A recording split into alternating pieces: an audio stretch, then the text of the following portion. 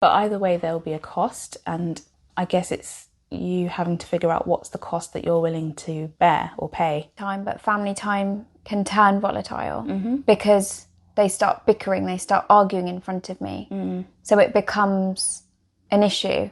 When you're drained, it can be so easily to then latch onto something that drains you further, whether that be like a social media scroll hole or going to bed late or eating the wrong thing.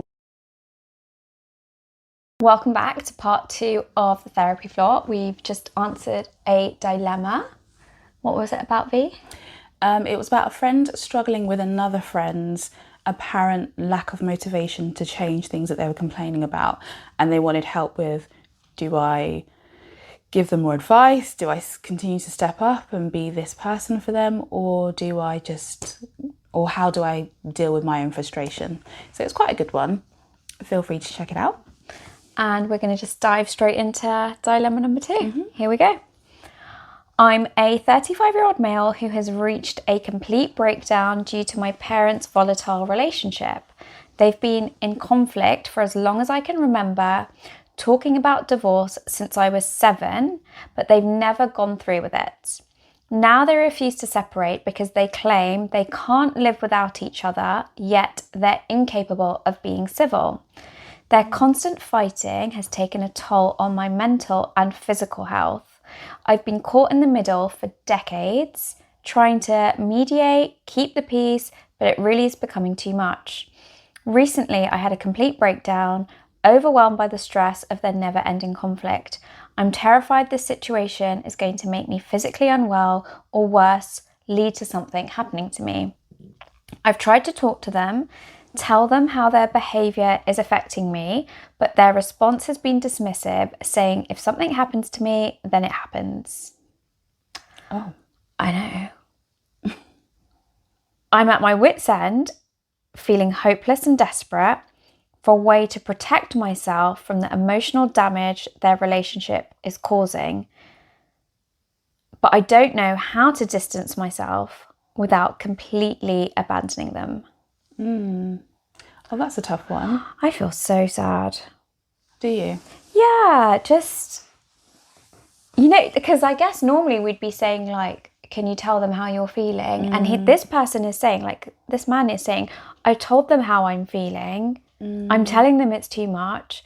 I'm having a breakdown. And their response is, well, if something happens to you, it happens to you. Tough. I know, tough, yeah. Does he live with them? No. We don't know that. Okay. But he hasn't said anything about like having his own family. Okay. Oh. But he's saying constant fighting, so I'm imagining That they live together. or that they're seeing each other regularly. Yeah, that's a hard one, isn't it? To be told tough. Yeah. Like, I'm doing this, and if this is impacting you, sorry. Like, but not in a sorry to what can I do, but sorry, that's your problem. I think now it really is your problem, because now you have to make the decision to look after yourself and your own well-being, because they are choosing not to, and they've in so many words told you that they will not be choosing your health and prioritizing your well-being.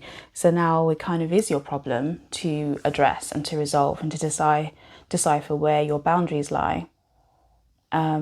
I think it is harder if you are living with them. Well, actually, maybe not. Maybe it's just equally as hard, because if you are living with them, I would be wondering if you've considered moving out and the different ramifications that could bring up. When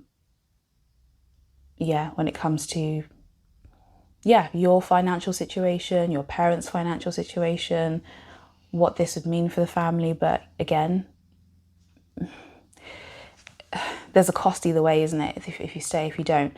If you're not living at home, I wonder if there is a way for you to have some distance physically, but also emotionally. I don't know if they're calling you up. Either one of them is calling you up and saying, oh, your dad said this, your mum said this, and this is what's going on. And whether you just choose to distance yourself and say, I can't listen to this, I'm really sorry, I'll have to go. But either way, there'll be a cost, and I guess it's you having to figure out what's the cost that you're willing to bear or pay. I feel like your body's telling you though. Like the fact that you've had a breakdown, the body keeps score of it all, and the body is saying to you like, I can't do this anymore. Yeah. You're burnt out. Like even from reading that, you sound so burnt out, and you might not be able to make any changes quickly. But to me, you know, the word respite comes to mind. It sounds like you need some respite from all of this. And I'm wondering if there are, for example, like if you are living with them, or even if you're not, but let's say you are living with them, are there other family members or friends that you can go to stay with to just get a break from it all?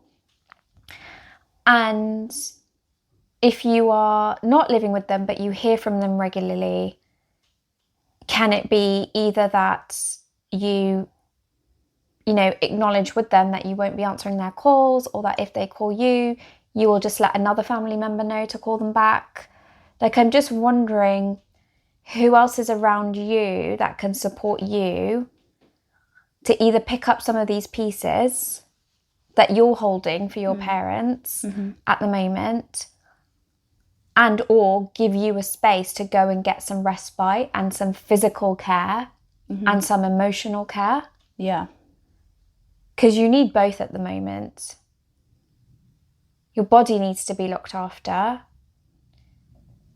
Your mind needs to be looked after. You've reached out to your parents and said, can you do this? Can you help me with this to help you guys? And they've said no. That's heartbreaking. Like, it's utterly heartbreaking, but it doesn't have to be the end. You know, sometimes it's not always our parents who can give us what we need. Yeah. We might be fortunate enough to have other people in our lives that can take up those spaces for us. And that doesn't have to end like when you're 18 and become an adult. Like, that can continue happening throughout your life. So I'm wondering, you know, if this has been going on since you were 7, who were the other adults that were around? Was there anyone else that helped navigate you through this? Are you talking to them now? Are you helping them now? Or are they helping you now? Do you still have a relationship with them? And are you able to tap into that? Yeah. I'm also thinking that maybe we like to think about toxic relationships, right, and how they're so harmful. But toxic relationships can also work in the sense that it works for the people that are in it. They still have a relationship. They still find a way to be with each other. And I wonder if your parents are telling you that they're okay with how this is. And even though they threaten divorce and they've been threatening it for years, they've also said that they can't live without each other. So I'm wondering if there's an element of actually acceptance for this is their situation, acceptance of the chaos that they're in, and maybe you can leave them to it and see what changes, if anything changes. Do they find a new way of being with each other when they're left with each other? If they're saying that they can't be without each other and they can't change for anyone else, I wonder what happens if, when I say you leave them to it, I mean that you leave their relationship to them to figure out, and you stay out of it, and you let them know that I'm kind of honouring myself and my needs, and I'm also honouring yours in you saying that you can't take on board what I need. So when it comes to the two of you talking about your relationship, please leave me out of it. I'm here for anything else. I'm here for family time. I'm here for helping you out around the house. I'm not here for hearing about your relationship.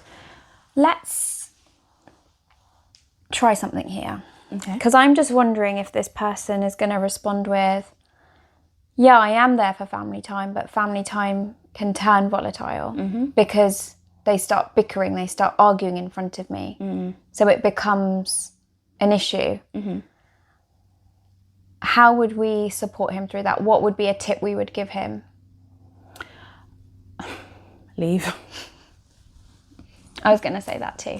If you notice that the conversation is now gearing towards fights, say, okay guys, remember we discussed this? This is my cue to leave. I'll see you next time. Bring some humour into it if you need to. Yeah, and I was going to say, you don't even necessarily need to leave the building. Like, it can even be like, oh, okay, you guys are getting into it. I'm going to leave. I'm just going to leave the room. Yeah, yeah. And then I'll come and check in like 10 minutes if you're done. Yeah. Or you don't even have to say that, because then it becomes about managing them. Almost like, I'm going to check in with you, see how you're both doing. Or maybe even say it to yourself, like, I can check in 10 minutes. Yeah. And then I put my head in. Oh, no, they're still on. Okay, I'll go. I can do something for myself. Yeah.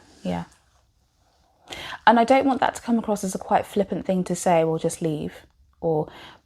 But I think actually physically removing yourself is better than you actually shutting you down. We could give you techniques for breathing, letting your mind go somewhere else, but then we're encouraging you to disassociate, and to disassociate from your body, and your body telling you what you need, which is, this is harmful to me, let me leave it. Yeah. So I'm saying it in a kind of like, just leave. You don't need to soak it up. You don't need to be witness to it, because your body's already told you, I can't handle this. Yeah. Like, this is not good for me. This is not good for me. So then when and I think it's likely that you will still witness it, but there's a difference between witnessing like the start of something happening to being like, oh, it's happening, I'll just stay and watch the whole thing now. Like, that's where you start to take that responsibility for yourself that we were talking about at the start, to then say, if you're not going to stop, I'm not even going to ask you to stop. And you don't even have to say this to them. No. Like, do you carry on? Yeah. If that's your love language, keep doing it. But I will remove myself, my mental health, my physical health away from this situation. Yeah. And they've had, like you said, decades of being this way with each other. It's not to say that you removing yourself will mean that they immediately change and figure out how they interact without a third party there. Because they've had a long time of being this way, but I think it could actually still have an impact on them. But I would focus on the impact it has on you. Yeah. Because in a way, I don't want it to come across like, like threatening. Like, I'm gonna get like my needs met by threatening you, by walking away. Like, I think do it from the place of, I'm getting my needs met for myself. It's actually got nothing to do with you. Yes. Like, you're not taking care of me, I'm taking care of me. I've asked you to stop arguing, and that's not worked. But now this is me taking responsibility for myself. Yeah. Because that does happen, doesn't it? I think there can be this quite toxic way that people think that if I threaten something, the other person will stop. Change. Yeah.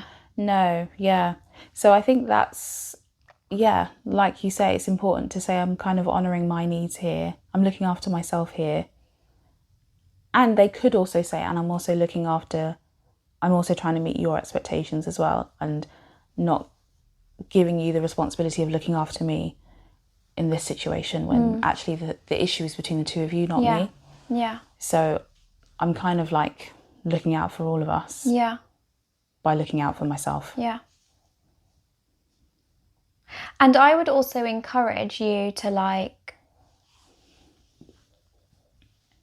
when you know you're spending time with them and these things are likely to happen, I'd also encourage you to think about if you do something that drains you, what can you do afterwards that fills you up? Because often, like,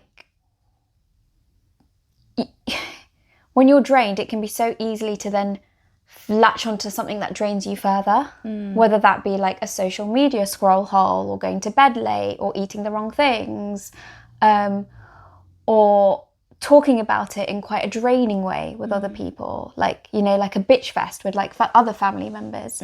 So I'm just wondering, like, when these things do happen, again, taking that level of responsibility for yourself, what can you do afterwards to fill yourself up? And it might be things like working out, going for a walk, being in nature, watching something that uplifts you, reading, journaling.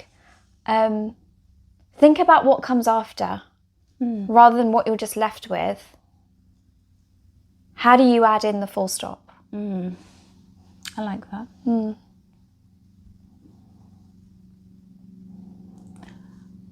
I feel like we've answered that. Yeah, that was a quick one. It was quick, wasn't it? But Yeah. I feel like we've really come full circle. It also reminds me of the previous dilemma where we spoke about, you know, what do you need? Like making sure you look after yourself and maybe adapting or changing the role that you have in other people's lives, particularly if they're not asking you to play that role, or if they are asking you but you realise actually this is beyond your capacity.